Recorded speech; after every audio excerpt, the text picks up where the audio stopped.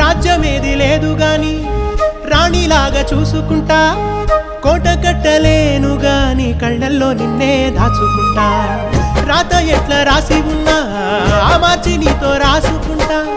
స్వర్గమంటూ ఉన్నదంటే అది నీతోనే ప్రతిరోజు పంచుకుంటా.